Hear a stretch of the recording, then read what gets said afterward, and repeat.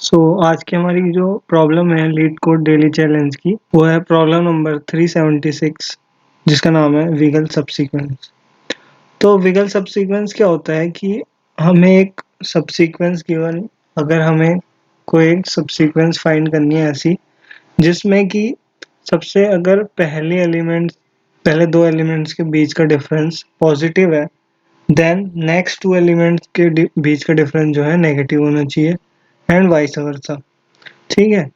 Suppose हमें ये array given है, ये एग्जांपल है विगल सबसीक्वेंस का। ठीक है। तो इसमें हम देख सकते हैं कि पहला एलिमेंट 1 है एंड दूसरा 7 है। इनके बीच का डिफरेंस है 6, जो कि एक पॉजिटिव डिफरेंस है। देन हम दो एलिमेंट देखें नेक्स्ट, वो 7 एंड 4, इनके बीच का डिफरेंस है -3। ठीक है। सब तो आप देख सकते हैं कि पहला डिफरेंस जो था पॉजिटिव था, देन ये नेगेटिव डिफरेंस है। देन 4 और 9 के बीच का डिफरेंस है 5। ठीक है। तो ये एक पॉजिटिव डिफरेंस है। देन 9 एंड 2 के बीच का डिफरेंस है -7, तो ये नेगेटिव डिफरेंस है। देन ये पॉजिटिव डिफरेंस है, इनके बीच का डिफरेंस है 3। तो इसी को एक विगल सबसीक्वेंस बोलेंगे। ठीक है। और फिर दो एग्जांपल दे रखे हैं जिनमें कि ये विगल सबसीक्वेंस नहीं है। ये विगल सबसीक्वेंस इसलिए नहीं है क्योंकि इनमें देखो कि 1 और 4 के बीच का डिफरेंस है 3, जो कि एक पॉजिटिव डिफरेंस है। देन 4 और 7 के बीच का डिफरेंस है 3, ये भी एक पॉजिटिव डिफरेंस है। तो ये पॉजिटिव के बाद नेगेटिव डिफरेंस नहीं है, इसलिए ये विगल सबसीक्वेंस नहीं है।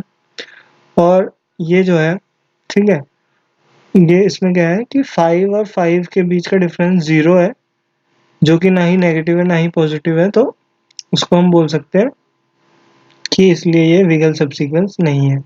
और सबसीक्वेंस आपको पता ही होगा कि वो होते हैं जो एक ही ऑर्डर में होने चाहिए एलिमेंट। ऐसा नहीं होना चाहिए कि 2 के जैसे 1 के बाद 2 आ रहा है, ऐसा तो ठीक है, बट 2 के बाद 4 नहीं आना चाहिए, क्योंकि ये ओरिजिनल एरे में तो 4 के बाद 2 आ रहा है। ठीक है। बट ऐसा सबसीक्वेंस ऐसी नहीं बननी चाहिए कि 2 के बाद 4 आ रहा हो। तो ऐसी हमें सबसीक्वेंस निकालनी है जो कि विगल सबसीक्वेंस है, ऐसी हमें लॉन्गेस्ट विगल सबसीक्वेंस निकालनी है। तो आइए इसको करके देखते हैं कैसे होगा।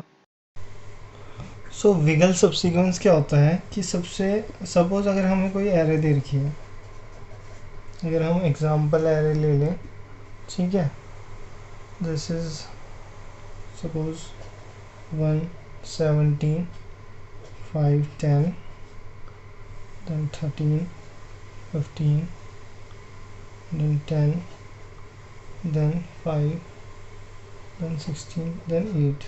ठीक, अगर हम इसको देखें, ठीक है, तो इसमें क्या करेंगे हम विगल सबसीक्वेंस। जैसे क्या होता है कि अगर पहला कोई डिफरेंस जो है पॉजिटिव आ रहा है, देन उसके अगला डिफरेंस जो है नेगेटिव होना चाहिए, जैसे कि क्वेश्चन में मैंने एक्सप्लेन करा।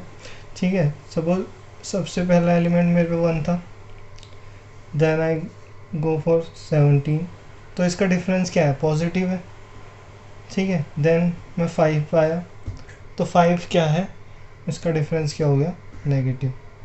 देन उसके बाद 10 पे गए, इसका डिफरेंस पॉजिटिव। देन उसके बाद 13 पे गए, तो 13 पे जब हम गए तो हम देख रहे हैं कि ये इंक्रीज़ हो रहा है। पहला डिफरेंस भी इंक्रीजिंग था, दूसरा भी इंक्रीजिंग था, तो ये हमें लेने की ज़रूरत नहीं है। ठीक है। उसके अगला डिफरेंस भी 15 है, तो ये तो हमारे सबसीक्वेंस में ऐड होगा नहीं, क्योंकि ये भी पॉजिटिव डिफरेंस है, ये भी पॉजिटिव डिफरेंस है, और ये भी पॉजिटिव डिफरेंस है। उसके नेक्स्ट वाले एलिमेंट जो है 10 है, इसका डिफरेंस जो है नेगेटिव हो गया, तो इसको हम कंसीडर करेंगे अपनी सबसीक्वेंस में। ठीक है। देन सपोज यहाँ पे 10 है, देन यहाँ से फिर हम जो हमारा नेक्स्ट एलिमेंट है वो 5 है, तो ये 5 इसके नीचे आ गया। तो ये भी देख रहे हो आप कि ये पहला डिफरेंस जो था ये नेगेटिव था, देन फिर उसके बाद फिर से नेगेटिव आ गया, तो हम इन दोनों में से एक ही एलिमेंट को चूज़ करेंगे। ठीक है। सपोज वी चूज़, हम जो है सबसे अगर नेगेटिव ले रहे हैं तो सबसे छोटा एलिमेंट लेंगे, क्योंकि उसके बाद ज़्यादा प्रोबेबिलिटी है कि जो उसका नेक्स्ट एलिमेंट होगा वो उसका डिफरेंस पॉजिटिव होगा। और अगर हम पॉजिटिव डिफरेंस ले रहे हैं तो सबसे बड़ा एलिमेंट लेंगे, इसके जैसे उससे कि हमें ये फ़ायदा होगा कि इससे हमारी प्रोबेबिलिटी बढ़ जाएगी कि नेक्स्ट एलिमेंट छोटा हो। ठीक है, तो हम इनको कंसीडर ना भी करें तो चलेगा। देन हम 5 से 16 पे जाते हैं। ठीक है, ये पॉजिटिव डिफरेंस हो गया क्योंकि लास्ट वाला नेगेटिव डिफरेंस था। देन यहाँ से 8 पे हम जाते हैं। तो अगर हम इसकी लेंथ की बात करें, इस सबसीक्वेंस की लेंथ की बात करें, तो ये हो जाएगी 1 2 3 4 देन 5 देन 6 देन 7। ठीक है, इसकी लेंथ हो जाएगी 7।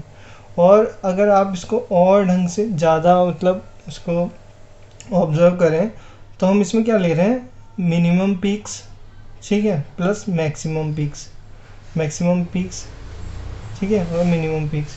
और ये जो एलिमेंट्स हैं, ठीक है, इनको हम कंसीडर नहीं करेंगे। ठीक है, क्योंकि ये भी पॉजिटिव डिफरेंस है, देन ये पॉजिटिव डिफरेंस है, देन ये पॉजिटिव डिफरेंस है, नेगेटिव। ठीक है, तो हम पॉजिटिव एक ले सकते हैं, फिर देन हम नेगेटिव डिफरेंस लेंगे। तो इसकी जो इम्प्लीमेंटेशन है वो हम कैसे करेंगे कि हम सबसे पहले तो 2 वेरिएबल डिक्लेयर कर देंगे, इंक्रीमेंट और एक डिक्रीमेंट। इंक्रीमेंट क्या हमें क्या बताएगा कि हमने जो लास्ट जो डिफरेंस लिया था वो नेगेटिव डिफरेंस लिया था, और देन अब जो डिफरेंस आ रही है वो पॉजिटिव डिफरेंस आ रही है। तो इसमें हमारे 3 केस बन सकते हैं। एक तो सबसे पहला जो है कि लास्ट वाला एलिमेंट जो है लेसर हो हमारे करंट एलिमेंट के। सेकंड, लास्ट एलिमेंट जो हमने कंसीडर किया था वो ग्रेटर हो करंट एलिमेंट्स के। और थर्ड केस जो बन सकती है, लास्ट जो है इक्वल्स टू हो हमारे करंट एलिमेंट। तो इसमें हम देख सकते हैं कि लास्ट अगर करंट एलिमेंट्स के इक्वल होगा तो हम तो ये वाला केस कंसीडर करेंगे ही नहीं, क्योंकि अगर ये इक्वल हुआ तो विगल सब्सीक्वेंस तो बनेगा नहीं क्योंकि डिफरेंस 0 हो जाएगा। तो हम बस ये 2 कंसीडर करेंगे। तो इसमें भी इंक्रीमेंट वाला जो वेरिएबल है वो तब इंक्रीज होगा जब लास्ट एलिमेंट जो है हमारा लेसर देन करंट एलिमेंट हो। ठीक है, ऐसा हो कि लास्ट वाला लेसर देन करंट हो, तो हम क्या करेंगे, तब हम इंक्रीमेंट जो वेरिएबल है उसको इंक्रीज कर देंगे। ठीक है, इससे क्या पता चलेगा कि सब, इसका मतलब है कि हमने लास्ट में जो है जो डिफरेंस है वो लास्ट में नेगेटिव डिफरेंस लिया था, अब हम क्या कर रहे हैं, पॉजिटिव डिफरेंस ले रहे हैं। ठीक है, और हम जो है स्टार्ट हमेशा पहली वैल्यू से करेंगे, क्योंकि पहली वैल्यू तो लेंगे ही लेंगे। ठीक है, पहली वैल्यू इसलिए लेंगे या तो इसके बाद ग्राफ ऊपर जा सकता है या फिर नीचे जा सकता है, तो हम दोनों ही केस ले सकते हैं। ठीक है, तो इनिशियलाइज इनको कर देंगे 1 से। देन अगर हमारा एलिमेंट्स पॉजिटिव आ रहा है, सपोज 17 आ रहा है, ठीक है, 17 यानी कि ये इंक्रीज हो रहा है, डिफरेंस जो है पॉजिटिव है। ठीक है, तो हम क्या करेंगे, जो डिक्रीमेंट हमारा वेरिएबल था इसमें 1 प्लस कर देंगे। ठीक है, 1 प्लस कर देंगे, क्योंकि यानी कि डिक्रीमेंट का मतलब है हमने लास्ट में जो एलिमेंट लिया था वो ऐसा लिया था जिसमें कि पॉजिटिव जो थी डिफरेंस जो था वो नेगेटिव था। अब हम ले रहे हैं ऐसा एलिमेंट जिसमें कि डिफरेंस जो है पॉजिटिव है, तो इसमें से हम एक एलिमेंट इंक्रीज कर देंगे। अब इसकी वैल्यू हो जाएगी 2, और इसकी वैल्यू सेम ही रहेगी क्योंकि डिफरेंस तो हमने पॉजिटिव वाला लिया। नाउ हम क्या करेंगे, हमारा एलिमेंट है 5 जिसकी की वैल्यू है जिसका डिफरेंस नेगेटिव में आ रहा है। तो अब हम क्या करेंगे कि इंक्रीमेंट वाले वेरिएबल में एक वैल्यू ऐड कर देंगे। ठीक है, और ये हो जाएगी 3 डिक्रीमेंट की, और ये सेम ही रहेगी। अब क्या करेंगे हम, जैसे हमारा अगला एलिमेंट है 10, ठीक है, तो अब हम क्या करेंगे कि इसका डिफरेंस क्या है, इसका डिफरेंस है पॉजिटिव, तो यानी कि हम डिक्रीमेंट वाले में एक वैल्यू ऐड कर देंगे और ये हो जाएगा 3 से 4, यानी कि 4 एलिमेंट हमने ले चुके हैं और डिक्रीमेंट हमारा 3 ही रहेगा। अब नेक्स्ट एलिमेंट जो है 13 है। 13 भी क्या है, इसका पॉजिटिव डिफरेंस है, 10 और 13 के बीच में पॉजिटिव डिफरेंस है। तो हम क्या करेंगे, इस डिक्रीमेंट वेरिएबल की वैल्यू को फिर से एक इंक्रीज कर देंगे, 4 हो जाएगा और ये सेम ही रहेगा। नाउ 15 जो है इसका भी डिफरेंस पॉजिटिव है, तो हम ये डिक्रीमेंट एलिमेंट में एक वैल्यू ऐड कर देंगे तो ये 4 हो जाएगा और ये 3 रहेगा। अब आप देख सकते हैं कि इसमें जो है डिफरेंस जो है सेम ही आ रहा है, जैसे कि मैंने पहले बताया था कि इन दो एलिमेंट्स को हम कंसीडर ना भी करें तब भी चलेगा, क्योंकि ये है मैक्सिमम पीक नहीं है, क्योंकि 15 मैक्सिमम पीक है। देन इसके बाद फिर से वैल्यूज़ चेंज होंगी, ठीक है। अब नेक्स्ट एलिमेंट हमारा 10 है, तो 10 जो है इसकी डिफरेंस जो है नेगेटिव में आ रही है, नेगेटिव में आ रही है, यानी कि हम डिक्रीमेंट वैल्यू को ऐड करेंगे, इंक्रीज करेंगे इससे, इंक्रीमेंट से 1, ठीक है। तो इसकी वैल्यू 5 हो जाएगी, देन इंक्रीमेंट की 4 ही रहेगी। देन 5 से फिर से ये नीचे को जा रहा है ग्राफ, यानी कि इसकी वैल्यू भी नेगेटिव है, ठीक है, डिफरेंस की। देन फिर से इसकी वैल्यू 4 से 5 जाएगी, सेम यही वाला कंडीशन होगी। देन उसके बाद ये 16 पे जा रहा है, तो इसकी वैल्यू इंक्रीज हो जाएगी इंक्रीमेंट वेरिएबल की। देन ये 8 पे आ रहा है, तो डिक्रीमेंट की ये 5, इसकी वैल्यू 5 ही रहेगी यहाँ पे, सॉरी 4, और यहाँ पे 5 रहेगी, और ये हो जाएगा 7, ठीक है। अब हम लास्ट में क्या करेंगे, इन दोनों को जो है कंपेयर कर लेंगे, इंक्रीमेंट और डिक्रीमेंट को।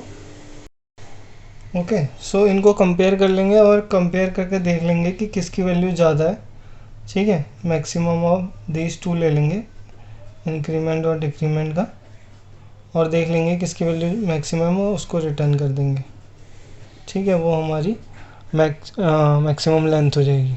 ओके, सो कोड देखते हैं इसका कैसे होगा। सो फंक्शन हमें जो है इसमें क्या है कोडिंग पार्ट में, कि हमें एक फंक्शन गिवन है विगल मैक्सिमम लेंथ का, ठीक है, और हमें एक आर्गुमेंट दे रखी है वेक्टर ऑफ नम्स, ठीक है, जो हमें बता रही है कि सीक्वेंस जो है क्या है। देन हम क्या करेंगे, एक वेरिएबल ले लेंगे n, जिसको हम इनिशियलाइज कर देंगे nums डॉट साइज, जो कि हमें बताएगा कि इसकी साइज क्या है।